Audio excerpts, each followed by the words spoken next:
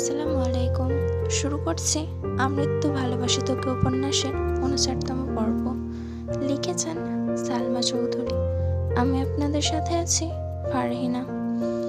আবির ক্রন্দিত কণ্ঠে বলা কথাটা মেঘের কর্ণকুহরে প্রবেশ মাত্র মেঘ কিংকর্তব্য বিমূঢ় হয়ে গিয়েছে।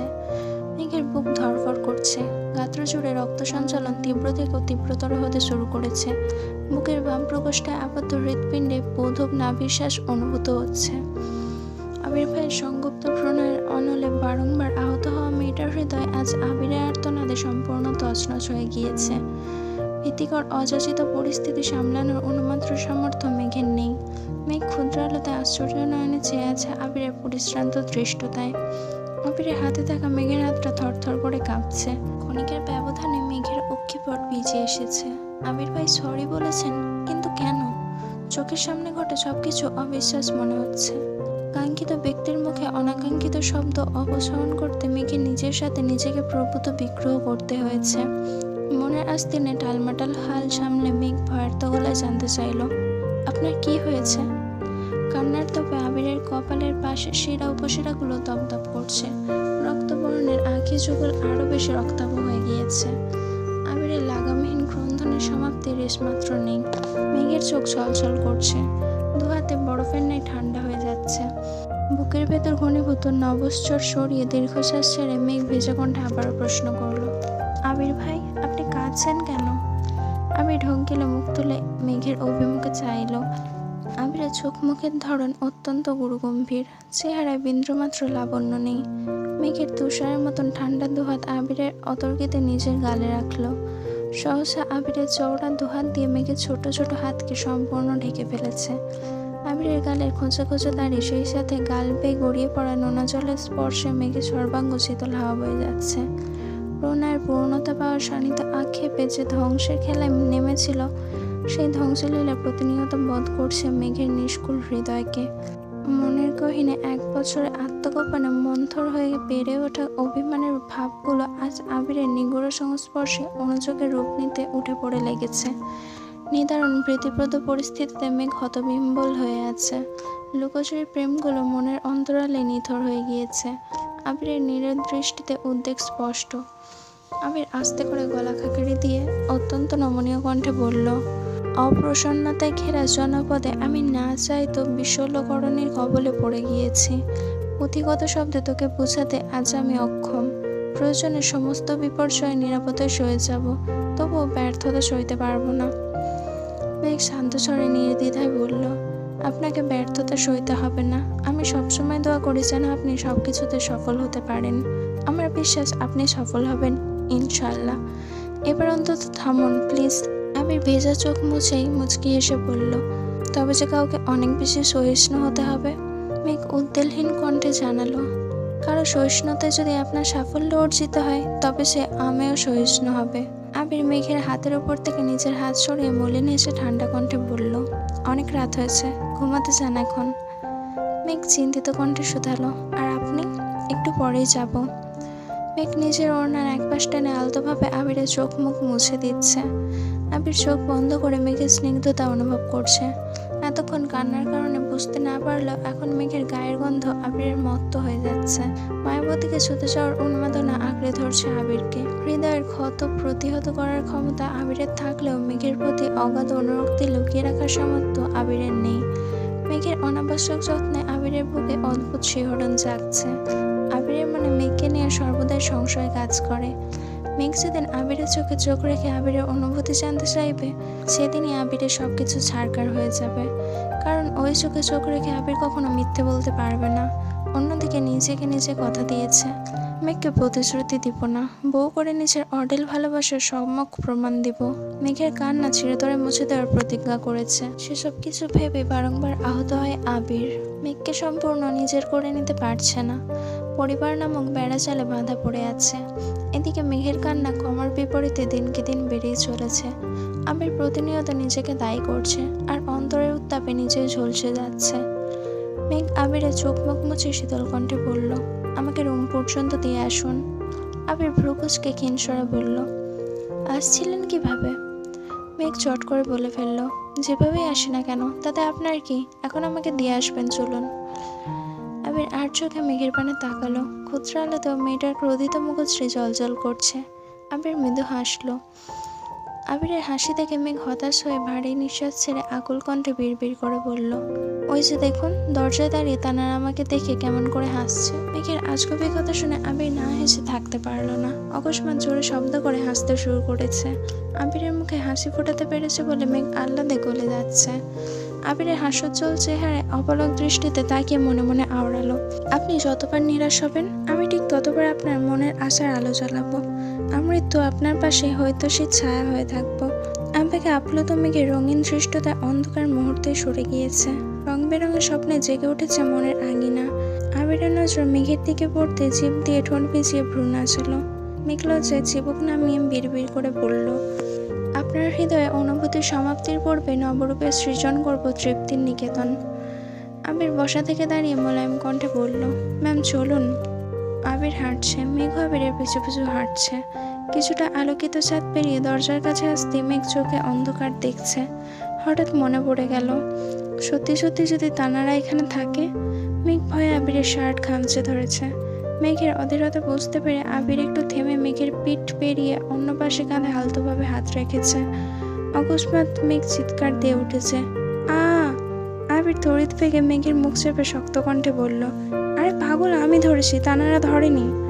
মেঘ আতঙ্কিত কণ্ঠে বলে উঠল, আপনি এভাবে ধরছেন কেন? আমি ভয় পেয়ে গিয়েছি, বলে ধরবেন না। আবির নাক মুখ কুঁচকে চিবিয়ে চিবিয়ে বলল, আপনাকে ছুতে গেলে অনুমতি নিতে হবে? মেঘ মনমরা করে বলল, অন্ধকারে ভয় লাগে। আবির কিছুটা সরে গিয়ে শক্ত কণ্ঠে বলল, তোর কাছে ফোন আছে না? ফ্ল্যাশ জ্বালা। No need. কেন? মেঘ দু হাতে আবিরের বাহু চেপে ধরল, আপনিই আছেন। আবির নিঃশব্দে এসে সিঁড়ি দিয়ে নামছে। মেঘের রুমের সামনে আসতে মেঘ শান্ত স্বরে পড়ল, আপনি কিন্তু এখন আর সাথে যাবেন না। কেন? আপনি রুমে না থাকলে আমার ভয় লাগে। আবির কপাল গুটিয়ে পড়ল, আমার রুমে আমি থাকার সাথে আপনার ভয় না পাওয়ার সম্পর্ক কি? মেঘ সাফাই দেওয়ার স্বরে বিড়বিড় করে বলল, মনকে সান্ত্বনা দেওয়ার জন্য পাশের রুমে মানুষ থাকা আবশ্যক। আপনার রুম ফাঁকা থাকলে তানারা আমাকে ভয় দেখানোর সুযোগ পেয়ে যাবে। আবির নিঃশব্দে হেসে পড়ল, এত বছর যে আমার রুম ফাঁকা ছিল, তখন মনকে কিভাবে সান্ত্বনা দিতেন? মেঘ একরাশ বিরক্তি নিয়ে বলে উঠল, আপনি এত কথা বলেন কেন? ছাদে যেতে বারণ করেছি মানে যাবেন না। কথাটা বলে মেঘ ফোঁস করে শ্বাস ছাড়ল। আবির ভ্রুকুচকে দু আঙুলে মেঘের নাক আলতোভাবে চেপে মোলায়েম কণ্ঠে বলল, সরাসরি নিষেধাজ্ঞা দিলেই হয়, মিথ্যা অজুহাত দেখানোর কি প্রয়োজন? মেঘ সঙ্গে সঙ্গে মাথা নিচু করে ফেলেছে। আবির স্বাভাবিক কণ্ঠে বলল, ঘুমান আপনি, আমিও ঘুমাতে যাচ্ছি। মেঘ ঘাড় কাত করে সম্মতি দিল। সময় চলেছে নিজস্ব গতিতে। আরও একটা ঈদ কেটে গিয়েছে। মোজাম্মেল খানের কথা মতো এবার সব দায়িত্ব আবির আর তানভীর একা সামলিয়েছে। গত ঈদে মেঘ শুধু আবির তানভীরকে পাঞ্জাবি দিলেও এই ঈদে সবার জন্য পাঞ্জাবি ডিজাইন করেছে। আর পাঞ্জাবিগুলো মোজাম্মেল খান নিজে গিয়ে পছন্দ করে নিয়ে আসছিলেন। মেঘের পরীক্ষার জন্য আপাতত বিয়ের ব্যাপারে মোজাম্মেল খান কোনো কথাবার্তা বলছেন না। তাই আবির আর তানভীর দুজনে বেশ নিশ্চিন্ত। বাসার সবাই নিজেদের মতো বেশ শান্তিতে আছে। ইকবাল খান মাঝে মাঝে আবিরের রুমে গিয়ে আবিরকে আলাদাভাবে বুঝিয়ে আসেন। আবিরের সাথে মেঘের সম্পর্ক আগের থেকে বেশ ভালো হয়েছে। দুজনের মধ্যে ছোটখাটো খুনসুটি সর্বক্ষণ লেগেই থাকে। একে অপরকে ভালোবেসে দুজন দুজনের ভালোবাসা উপলব্ধি করতে পারে, তবুও মুখ ফুটে কেউ কাউকে ভালোবাসে বলতে পারে না। আবির যেমন নিজের গণ্ডিতে বাঁধা, তেমনি মেঘও নিজের গণ্ডিতে বন্দী হয়ে আছে। মিনহাজের ঘটনার পরপর মনে মনে মেঘ প্রতিজ্ঞা করেছিল, যতদিন পর্যন্ত আবিরের প্রণয়ের প্রমাণ পাবে না, ততদিন পর্যন্ত মেঘ আবিরকে কিছুই বলবে না। ধীরে ধীরে মিনহাজদের সাথেও মেঘের সম্পর্ক কিছুটা উন্নত হয়েছে। তানভীর নিজের কাজে ব্যস্ত হয়ে গিয়েছে, তবে সময় পেলে আবিরদের গাড়ি নিয়ে ভাই বোনদের সঙ্গে নিয়ে ঘোরাঘুরি করে। ফুপ্পিদের বাসার সাথেও যোগাযোগ ভালো হয়েছে। 15 দিন কিংবা মাসে একবার হলেও যাতায়াত হয়। সবার সম্পর্ক ভালো থাকলেও মিমার আরিফের সম্পর্ক এখনও টম অ্যান্ড জেরির মতো। মেঘ একটুর জন্য চোখের আড়াল হলে মিম কোনো এক অঘটন ঘটিয়ে ফেলে। আরিফ প্রথম আম্মুর কথা ভেবে মিমের দুষ্টুমি সহ্য করলেও এখন আর করে না। সুযোগ পেলে দুটার পিছনে লাগে। আজ সকাল থেকে শিমুল আর সোহাগ তানভীরকে কল দিচ্ছে। অনেকদিন যাবৎ বন্ধুদের সাথে দেখা হচ্ছে না, তাই তানভীর বিকেলের দিকে বন্ধুদের সাথে দেখা করতে বেরিয়েছে। শিমুল আর সোহাগ দুজনেই আগে থেকে উপস্থিত। একসঙ্গে ঘোরাঘুরি করে আড্ডা দিচ্ছিল আর চা খাচ্ছিল। তানভীর চায়ে চুমুক দিয়ে রাস্তার দিকে তাকাতে সহসা ভ্রু কুঁচকাল। বন্যা কিছু জিনিসপত্র নিয়ে একা একা হন করে যাচ্ছে। তানভীর চায়ের কাপ রেখে তড়িঘড়ি করে উঠে বলল, তোরা বস, আমি আসতেছি। সোহাগ ধীর কণ্ঠে শোধালো, কোথায় যাচ্ছিস? তানভীর মিকি স্বরে জবাব দিল, প্রেম করতে। তানভীর যেতে যেতে বন্যা অনেকটাই সামনে চলে গিয়েছে। তানভীর পিছন থেকে ডাকলো, বন্যা। আচমকা পুরুষালী কণ্ঠে নিজের নাম শুনে বন্যা ফিরে তাকালো। তানভীরকে দেখে কিছুটা স্বস্তি পেল। স্বাভাবিক কণ্ঠে বলল, আসসালামু আলাইকুম। ওয়ালাইকুম আসসালাম। পরীক্ষা কেমন হলো? আলহামদুলিল্লাহ ভালো। কোথায় গিয়েছিলে? একটা ফ্রেন্ডের বাসায় গিয়েছিলাম, আর কিছু কেনাকাটা করেছি। তানভীর হাত বাড়িয়ে বলল, ব্যাগটা আমাকে দাও, আমি এগিয়ে দিয়ে আসছি। বন্যা তড়িৎ বেগে বলল, না, আমি নিতে পারবো। বিশ্বাস রাখতে পারো, তোমার ব্যাগ নিয়ে পালাবো না আমি। বন্যা ভ্রু কুঁচকে গম্ভীর স্বরে বলল, আমি কি একবারও বলেছি আপনি পালাবেন? তাহলে ব্যাগটা দাও। ব্যাগ নিতে গিয়ে বন্যার হাতে তানভীরের হাত লাগতে বন্যা তৎক্ষণাৎ ব্যাগ ছেড়ে হাত সরিয়ে ফেলেছে। তানভীরের তপ্ত স্পর্শ অনুভব হতে বন্যার বুক কেঁপে উঠেছে। তানভীর ব্যাগ ধরে বিস্ময় সময় তাকিয়ে প্রশ্ন করল, কোনো সমস্যা? না। তানভীরকে কে বোঝাবে? বন্যার কাছে তানভীর মানুষটাই সমস্যা। বন্যা যতটা সম্ভব তানভীরের থেকে নিজেকে গুটিয়ে রাখে, তবুও ততটা পারে না। কোনো না কোনোভাবে মানুষটার সাথে দেখা হয়েই যায়। বন্যা স্বাভাবিক কণ্ঠে বলল, আপনি এখানে কেন আসছিলেন? বন্ধুরা দেখা করার জন্য বারবার কল দিচ্ছিল, তাই আসছি। এখানে চলে আসছেন যে? বন্ধুরা খুঁজবে না আপনাকে? আমাকে ব্যাগটা দিয়ে বন্ধুদের কাছে যান, আমি নিতে পারবো। এত কথা বলো কেন তুমি? আমি সাথে যাচ্ছি, এটা ভালো লাগছে না? তানভীরের ধমকে বন্যা কিছুটা কেঁপে উঠলো। তানভীর সহসা কৌতুকের স্বরে বলল, আরে মজা করছিলাম, চলো তোমাকে এক কাপ চা খাইয়ে রিক্সায় উঠিয়ে দিচ্ছি। বন্যা নাক কুচকে বলল, চা খাবো না, ধন্যবাদ। তানভীর শব্দ করে হেসে বলল, আমি তো জানতাম তোমার চা খুব পছন্দ, এখন আমি বলছি বলে খাবে না?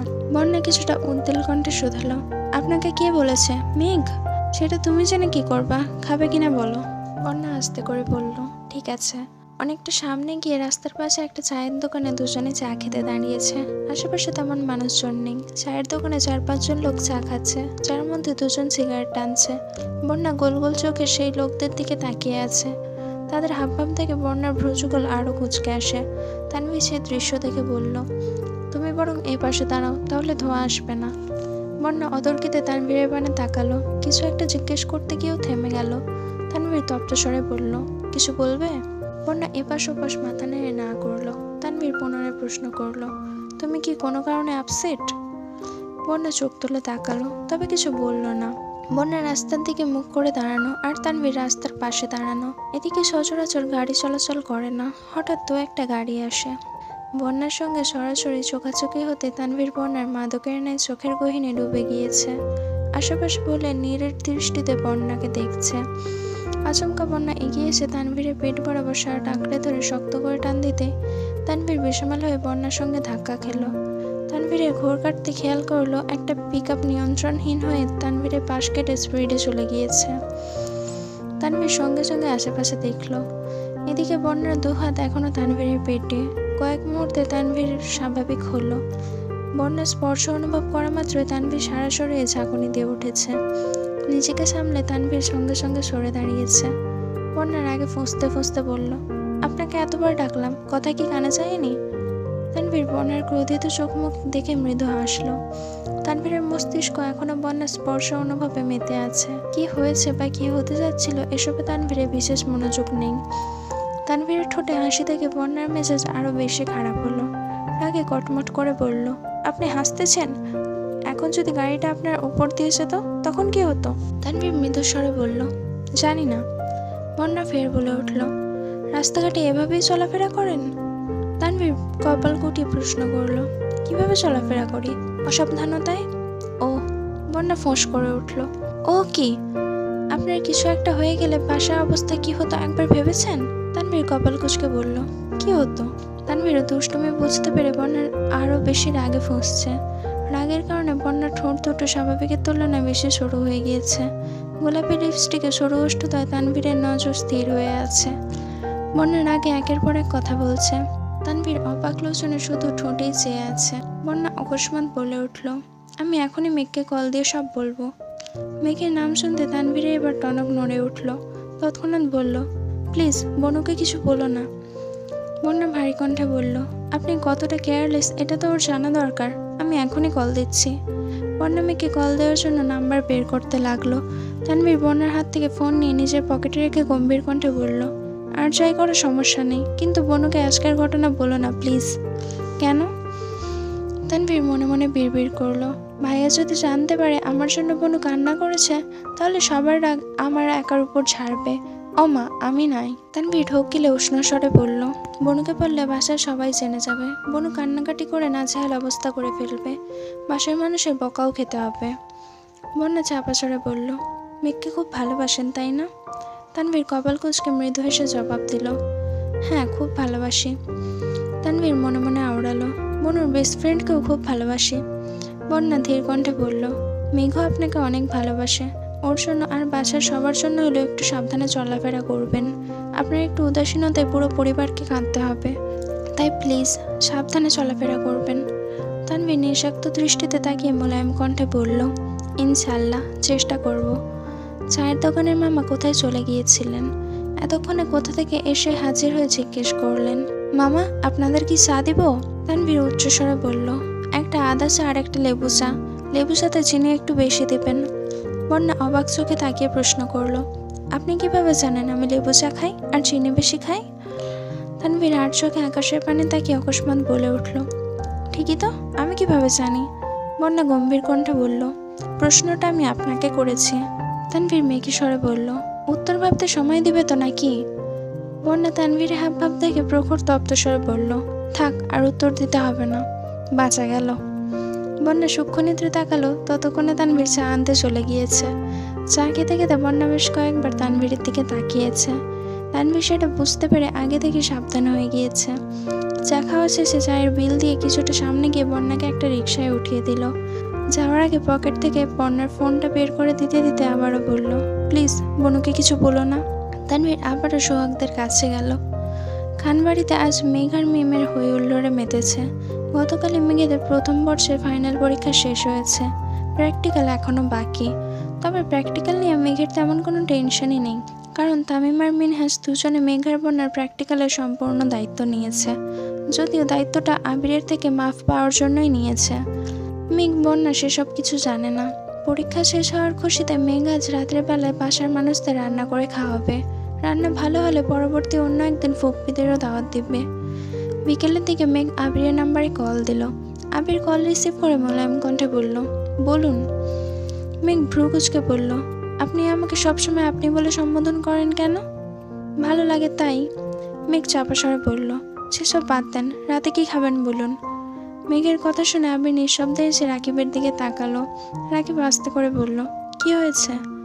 আবির ফোনটা একটু দূরে সরিয়ে বিড়বিড় করে বলল, নিজেকে আজ বিবাহিত মনে হচ্ছে। পুনরায় ফোন কানে ধরে বলল, যা রান্না হবে তাই খাবো। মেঘ কপট রাগ দেখিয়ে বলল, আপনি যা বলবেন তাই করব। আপনি রান্না করবেন? জি স্যার। আবির ভারী কণ্ঠে বলল, রান্না করার কোনো প্রয়োজন নেই, আমি বাসায় আসার সময় সবার জন্য খাবার নিয়ে আসবো, আপনি সবাইকে দিয়ে দিবেন। মেঘ রাগে স্বরে বলল, না আমি রান্না করব। আবির উদ্বিগ্ন কণ্ঠে বলল, শরীরে যদি আবার তেল পড়ে? মেঘ অদম্য কণ্ঠে বলে উঠল, কিচ্ছু হবে না, আপনি শুধু বলুন কি খাবেন। পোলাও। আচ্ছা ঠিক আছে, সাবধানে আসবেন, আল্লাহ হাফেজ। আল্লাহ হাফেজ। কল কাটতে রাকিব বলল, আমি একটা বিষয় সবসময় খেয়াল করি, তুই মেঘকে রান্না করতে দিতেই চাস না, সমস্যা কি তোর? তোর বউ কালো হয়ে যাবে এই ভয়ে রান্নাঘরে ঢুকতে দেস না? আবির গুরুগম্ভীর কণ্ঠে বলল, ও আমার মানে সম্পূর্ণ আমার, ফর্সা হলেও আমার, কালো হলেও আমারই থাকবে, ও সবেতেই আমার। কিন্তু সমস্যা হচ্ছে বাসার মানুষ, বিয়ে দেওয়ার ভয়ে আমি আগে থেকে ওকে রান্না করতে দিতাম না, অথচ চাচু সেই বিয়ে দিতে উঠে পড়ে লেগেছে। এখন একটু শান্ত আছে ঠিকই, তবে যদি একবার রান্না বান্না শিখে ফেলে তাহলে আর ওনাকে আটকানোই যাবে না। রাকিব ঠাট্টার স্বরে বলল, ভালোই হবে, মেঘের বিয়েতে আবির দিবানা, বাবুর বাবা হতে গিয়ে হয়ে যাবে মামা। আবির অগ্নি দৃষ্টিতে তাকে রাগান্বিত কণ্ঠে বলল, নিজের মুখটা বন্ধ রাখ শালা, নয়তো তোর মাথা ফাটিয়ে আমি চলে যাব থানা। রাকিব মৃদু স্বরে বলল, আমি কি তোর শালা? তুই শালা না হলেও তোর কর্মকাণ্ড শালারই মতো, ভুলেও যদি উল্টোপাল্টা কথা বলবি তাহলে তোর খবর আছে। রাকিব হাসতে হাসতে বলল, আমি ভাবছি মেঘের বিয়েতে। আবির কপাল কুঁচকে রক্তাভ চোখে তাকাতে রাকিব থতমতকে বলল, তোর আর মেঘে বিয়ের কথা বলছি আমি। কিছু বলতে হবে না, আমি বাসায় চলে যাচ্ছি, তুই সামলে নিস। আচ্ছা। আবির মাগরিবের নামাজের কিছুক্ষণ পরে বাসায় আসছে। রান্নাঘরে মেঘ আর মিম রান্না করছে। বাড়ির 3 কর্ত্রী সোফায় বসে চা খাচ্ছেন আর গল্প করছেন। আবির বাসায় ঢুকে এই দৃশ্য দেখে কপাল কুঁচকালো। কিছু বলতে গিয়েও বলল না। নিজের রুমে গিয়ে ফ্রেশ হয়ে কিছুক্ষণ পর নিচে আসছে। আবিরকে দেখে মালিহা খান বললেন, কি রে আবির, কফি করে দিব? না, তোমরা গল্প করো, আমি করছি। তুই রান্নাঘরে যাবি? আবির গম্ভীর কণ্ঠে বলল, কেন, রান্নাঘরে যাওয়া কি বারণ? আমাদের জন্য বারণ। মেঘ ফোন নিয়ে রান্না করতে গিয়েছে, আমাদের আশেপাশে ভিড়তেও দিচ্ছে না। দেখ তোকে অনুমতি দেয় কিনা। আবির রান্নাঘরের কাছে যেতে মেঘ চেঁচিয়ে উঠল, আপনি রান্নাঘরে আসবেন না। কেন? আপনার কি লাগবে বলুন, আজ রান্নাঘরের দায়িত্ব আমার। আবির উষ্ণ স্বরে বলল, আর তোকে দেখে রাখার দায়িত্ব আমার। আবিরের কথা শুনে মেঘের থেকেও বেশি মিম লজ্জা পেয়েছে। দুজন প্রেমিক প্রেমিকার মাঝে তৃতীয় পক্ষ হিসেবে থাকতে চায়নি সে, তাই মাথা নিচু করে চুপচাপ বেরিয়ে যাচ্ছে। আবির রাগে স্বরে বলল, তুই কোথায় যাচ্ছিস? মিম আস্তে করে বলল, রেস্ট নিতে। আবির গ্যাসে গরম পানি বসিয়ে মেঘের রান্নাগুলো চেক করছে। পোলাও, ডিম ভুনা ছাড়া আরও বাকি 2-3টা আইটেম অলরেডি করে ফেলেছে। রান্নাঘরের এক পাশে রান্নার ভিডিও চলছে। আবির সবগুলো একটু একটু করে টেস্ট করছে, আদৌ খাওয়ার যোগ্য হয়েছে কিনা বোঝার জন্য।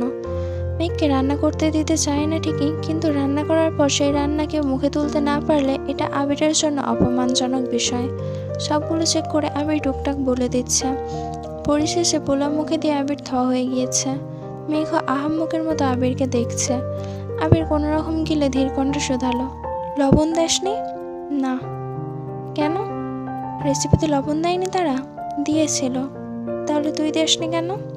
মেঘ উত্তর না দিয়ে উল্টো প্রশ্ন করলো, ভাতে কেউ লবণ দেয়? মেঘের কথা শুনে আবির বেকুব বনে গেল। এমন সময় আলী আহমদ খান আর মোজাম্মেল খান বাসায় আসছেন। আবির তাড়াতাড়ি করে কফি করে রান্নাঘর থেকে বেরিয়ে এসে মালিহা খানকে ইশারায় রান্নাঘরে যেতে বলল। মালিহা খান গেলেও মেঘের জেদের কারণে তিনি বিশেষ কোনো সাহায্য করতে পারেননি।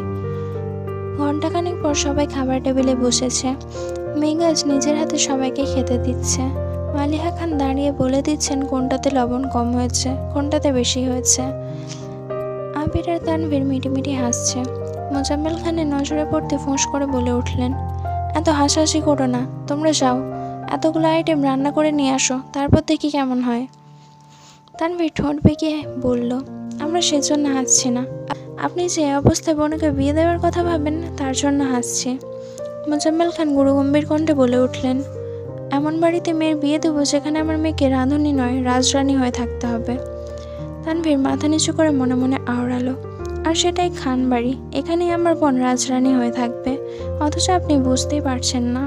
রাত 10টার পর মেঘ আবার রান্না করতে গেছে। এবার আর কোনো রেসিপি চেষ্টা করেনি। সবার জন্য নুডলস রান্না করে মিম তানভীরকে রুমে দিয়ে কিছুটা আবিরের জন্য নিয়ে গেছে, আর বাকিটা বাসার সবার জন্য রেখে গেছে। মেঘ দরজায় দাঁড়িয়ে আস্তে করে বলল, আসবো? আবির ওয়ার্ড্রপে জামা কাপড় রাখছিল। ঘাড় করিয়ে মেঘের অন্ধকারাচ্ছন্ন চেহারা দেখে থমকে দাঁড়ালো। হতবাক হয়ে জিজ্ঞেস করলো, কি হয়েছে? মেঘ চিবুক নামিয়ে মৃদুস্বরে বলল, আমার রান্না ভালো হয়নি, হয়তো পেট ভরেনি, তাই নুডলস নিয়ে আসছি। আবির মৃদু এসে বলল, বিষ নিহিত যেন প্রতিনিয়ত আমরা কত কি খাচ্ছি, সেখানে আপনার লবণ কম, মশলা বেশি খাবার, আর এমন কি? মেঘ কাঁদো কাঁদো মুখ করে বলল, আমি কিছুই ঠিক মতো পারি না। আবির কোমল কণ্ঠে ডাকলো, ম্যাম। মেঘ আস্তে করে বলল, আপনাকে আগেও বলেছি, আজ আবারও বলছি, রান্নার বিষয় নিয়ে ভুলেও মন খারাপ করবেন না। পৃথিবীতে কেউই পারফেক্ট হয় না। মেনে নেওয়া আর মানিয়ে নেওয়ার মধ্যে দিয়ে সারা জীবন কাটতে হয়। মেঘ মুখ ফুলিয়ে আবিরের দিকে তাকিয়ে আছে। আবির আবারও বলল, আপনার জন্য 2টা শার্ট রেখেছিলাম, দেওয়া হয়নি। আর পুরাতন শার্ট নেবেন নাকি নতুন কিনে দিব? আবির ইস্ত্রি করে 2টো শার্ট বের করে মেঘকে এগিয়ে দিল, একটা সাদা আর একটা কফি কালার। মেঘ শার্ট দুটো দেখে সহসা আবিরের দিকে তাকালো। আবিরের পরনেও শুভ্র রঙের একটা শার্ট। মেঘ মনে মনে সাহস অর্জন করে হঠাৎই বলে ফেলল, পুরাতনই নিব, কিন্তু আমি সাদা শার্ট নিব না, আপনার পরনেরটা নিব। আমি স্বাভাবিক ভঙ্গিতে বলল, আচ্ছা, ওই 2টা আপাতত নিয়ে যান, কালকে এটা ধুয়ে তারপর দিয়ে আসবো না। মেঘ শ্বাস ছেড়ে নিয়ট কণ্ঠে বলল, শার্ট আমি ধুতে পারবো, দিলে এখনই দেন, নয়তো লাগবে না। আবির সঙ্গে সঙ্গে শার্ট খুলে একটা টি শার্ট পরে সাদা শার্ট মেঘকে দিয়ে দিল। মেঘ 3টে শার্ট নিয়ে যেতে যেতে বলল, নুডলসটা খেয়ে নিয়েন। রুমে এসে দরজা বন্ধ করে আবিরের পরনের শার্টটা মেঘ জামার উপর দিয়ে পরে নিয়েছে। শার্ট লম্বায় হাঁটুর কিছুটা উপর পর্যন্ত পৌঁছেছে, তবে সেসবে মেঘের মনোযোগ নেই। মেঘ চোখ বন্ধ করে আপন মনে আবিরের গায়ের গন্ধ উপলব্ধি করছে। কল্পনাতে আবিরকে নিয়ে শতাব্দী পেরিয়েই যাচ্ছে। অজানা অনুভূতি মেঘের মনকে আষ্টেপৃষ্টে জড়িয়ে নিয়েছে। মেঘ পুরো ঘরে ছুটোছুটি করে ড্রেসিং টেবিলের সামনে গিয়ে দাঁড়ালো। লজ্জায় মেঘের নাক মুখ লাল হয়ে যাচ্ছে। বারবার হাত দিয়ে মুখ ঢাকছে, আবার আঙুল ফাঁকা করে নিজেকে দেখছে। অকস্মাৎ আবির ভাইয়ের মতো হাতা ফোল্ড করতে শুরু করলো। আবিরের মতো সুন্দর না হলেও মেঘ সেভাবেই কোমরে হাত রেখে ফ্যাশন করছে। একটু পর পর শার্টের গন্ধ শুকছে। প্রায় 20 মিনিট পর মেঘ বিছানায় শুয়ে 2 চোখ বন্ধ করে দীর্ঘ নিঃশ্বাস ছাড়লো।